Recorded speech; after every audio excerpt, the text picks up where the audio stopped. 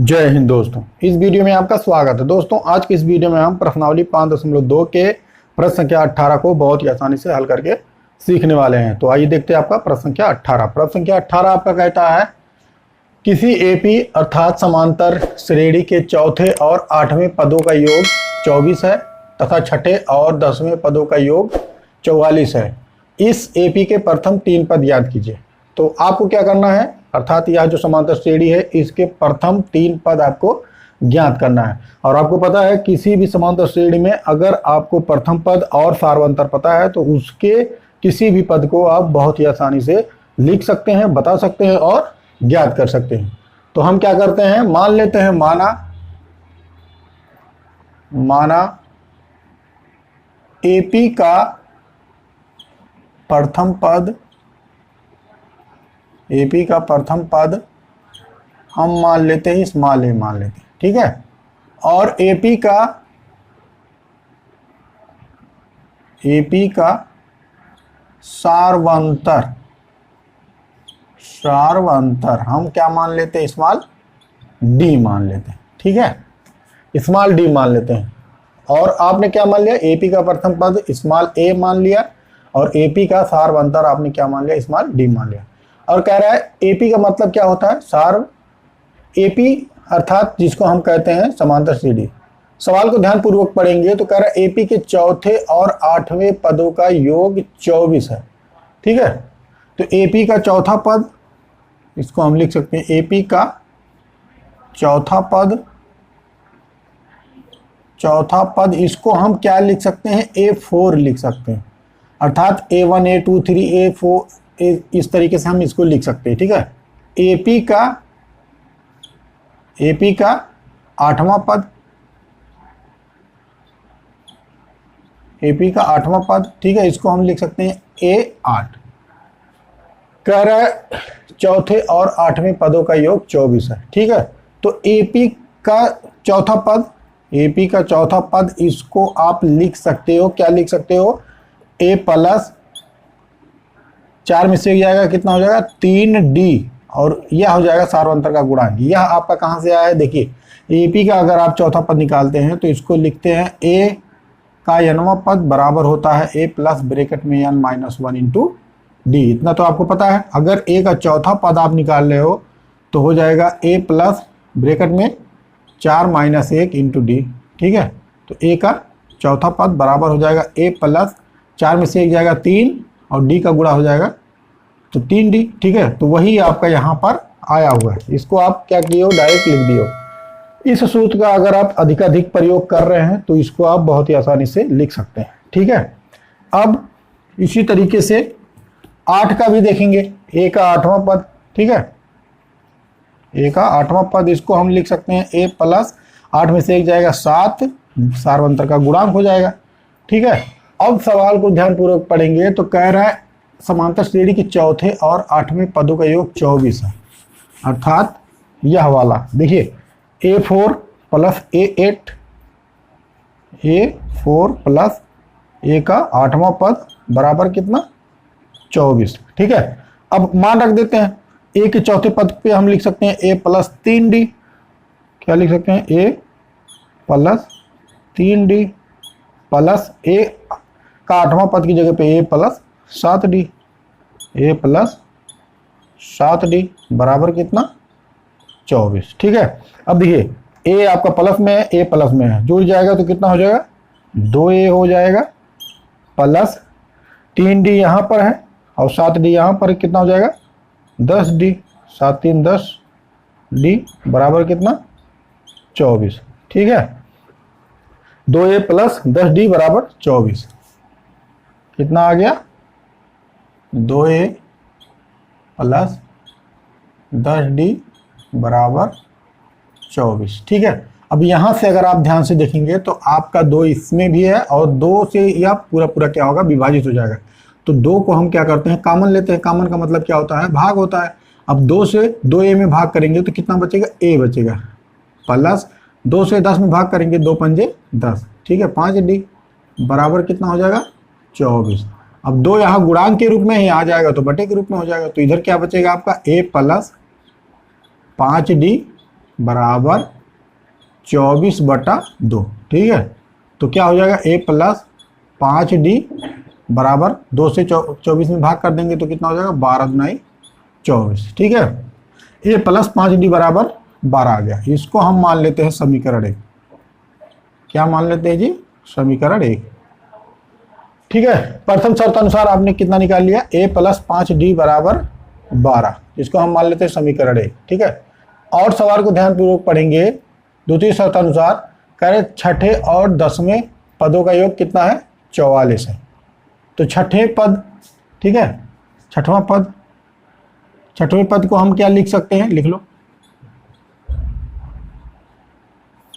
छठवें पद को हम लिख सकते हैं a का छठवां पद। ठीक है, और 10वां पद, 10वां पद इसको हम लिख सकते हैं a का 10वां पद। ठीक है, अब छठवें पद को हम लिख सकते हैं a का छठवां पद, इसको हम क्या लिख सकते हैं, a प्लस, अब 6 में से जाएगा तो 5, वही क्या हो जाएगा, सार्वंतर का गुणांक, a प्लस 5d। ठीक है, और a10 को हम लिख सकते हैं a प्लस 10 में से जाएगा 9d। ठीक है, अब कह रहा है छठवें और 10वें पदों का योग कितना है, 44 है। बस इसी को हम क्या कर देंगे, जोड़ देंगे। क्या, a का छठवां पद प्लस a का 10वां पद बराबर कितना, 44। ठीक है, कितना हो गया, 44। अब मान रख देंगे, a का छठवां पद हम क्या लिख सकते हैं, a प्लस 5d, लिख लो, a plus 5d plus a के 10वां पद की जगह पे हम a plus 9d, a plus 9d बराबर कितना, 44। ठीक है, आगे देखिए, a plus 5d plus a plus 9d बराबर 44। ठीक है, इसको मिटा दे रहे हैं।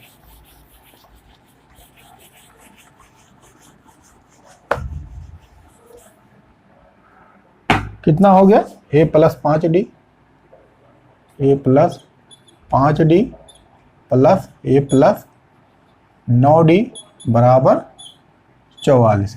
ठीक है, अब इसी को क्या करना है, आपको हल कर लेना है। हल कैसे होगा, a यहाँ पर प्लस में है, a प्लस में है तो कितना हो जाएगा, जुड़ जाएगा 2a प्लस 5d है प्लस 9d है, तो 9 5 कितना हो जाएगा, 14d बराबर कितना हो जाएगा, 44। ठीक है, अब यहाँ पर भी ध्यान से देखेंगे तो 2a है आपका, अर्थात 2 से यह भी विभाजित होगा, 2 से ये भी विभाजित होगा।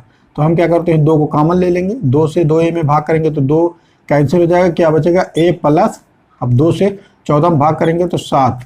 ठीक है, 2 7 14 बराबर कितना, 44। ठीक है, अब 2 यहाँ पर गुणांक के रूप में है, दाएं पक्ष में जाएगा तो बटे के रूप में हो जाएगा, तो यहाँ पर आपका बचेगा a प्लस 7d बराबर यहाँ हो जाएगा 44 बटा कितना, 2। ठीक है, तो इधर हो जाएगा आपका a प्लस 7d बराबर भाग कर देंगे, 2 से 44 में भाग करेंगे तो 22 दूना 44। ठीक है, यह हम मान लेते हैं समीकरण 2, समीकरण 2। ठीक है, और आपको पता है कि किसी भी समांतर श्रेणी में अगर आपको प्रथम पद और सार्वंतर अगर आपको पता है तो आप उसके किसी भी पद को बहुत ही आसानी से ज्ञात कर सकते हैं और बता भी सकते हैं। तो यहाँ पर आपका समीकरण 1 में कितना आया हुआ है, a प्लस 5d बराबर 12, और समीकरण 2 में कितना आया है, a प्लस 7d बराबर 22। ठीक है, तो हम क्या करते हैं, विलोपन विधि से इस समीकरण को हल करते हैं। हल करने के पश्चात हम a का मान और d का मान ज्ञात कर लेते हैं। a का मान अर्थात प्रथम पद और d का मान अर्थात सार्वंतर को हम क्या करते हैं, ज्ञात कर लेते हैं। उसके लिए विलोपन विधि का हम प्रयोग करते हैं। विलोपन विधि में चाहे तो समीकरण 1 में से समीकरण 2 को घटाओ, चाहे समीकरण 2 में से 1 को घटाओ। तो हम क्या करते हैं, समीकरण 2 में से समीकरण 1 को घटाते हैं। ठीक है, लिख लो, विलोपन विधि से मिटा दे रहे हैं।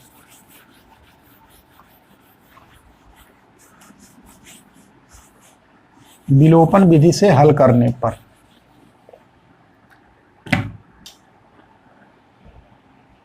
विलोपन विधि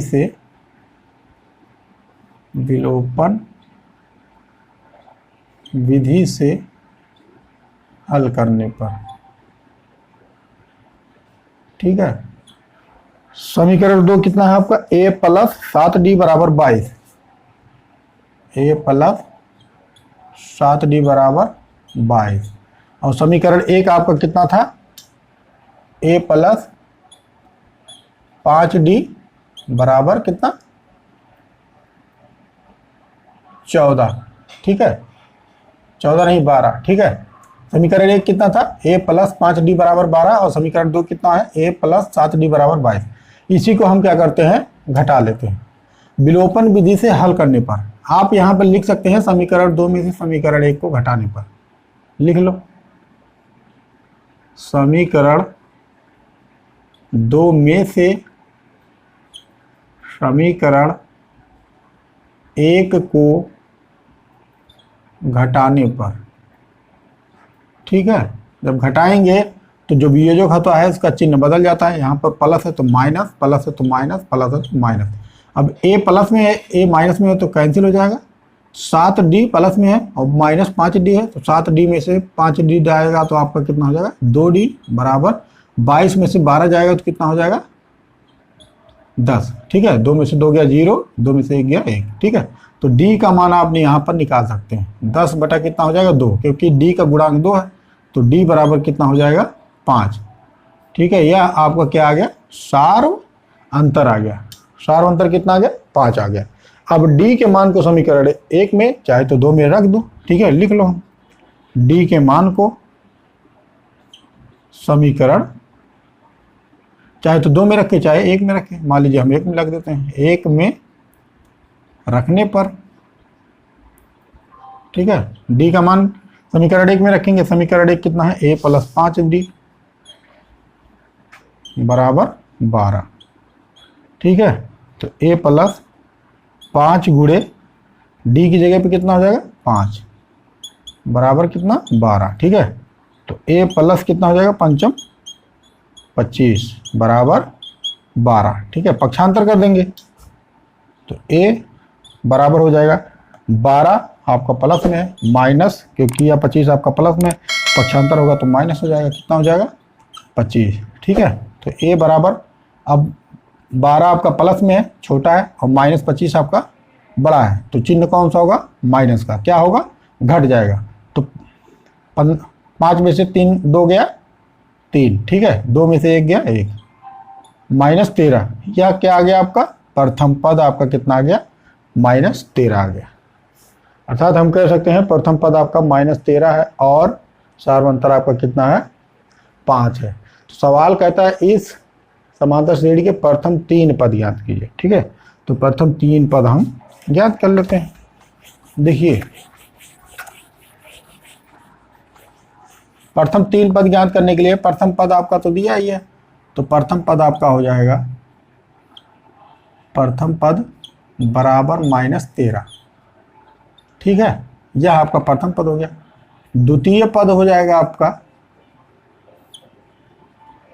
द्वितीय पद जिसको हम A2 कहते हैं, ठीक है, यह आपका A1 आ गया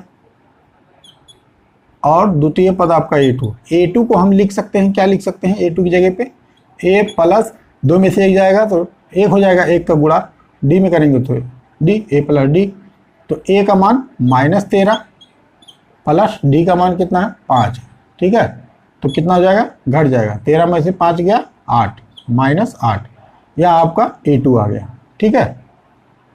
A2 अर्थात द्वितीय पद आपका कितना हो गया, -8 हो गया। अब तृतीय पद इसी तरीके से हम निकाल लेते हैं। तृतीय पद जिसको हम A3 से कहेंगे, प्रथम 3 पद आपको ज्ञात करना है, इसको आप लिख सकते हो क्या, a प्लस, अब 3 में से जाएगा तो 2, d, यही क्या हो जाएगा आपका सारांतर का गुणांक हो जाएगा, ठीक है। तो कितना हो जाएगा, a का मान -13 प्लस 2 गुणे d का मान कितना 5, ठीक है। तो कितना हो जाएगा, -13 प्लस 2 पंजे 10, घट जाएगा, कितना हो जाएगा, 13 में से 10 गया 3, लेकिन माइनस में होगा, ठीक है। तो यह क्या हो गया, आपका तीसरा पद हो गया।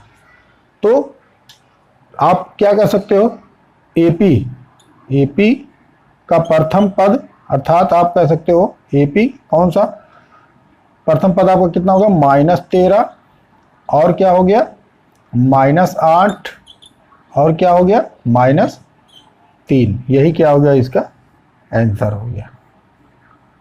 ठीक है, यही क्या हो गया इसका आंसर हो गया। -13, -8 और -3, यही क्या हो गया इसका आंसर हो गया। तो आपको सवाल को देखकर डरना और घबराना बिल्कुल भी नहीं है।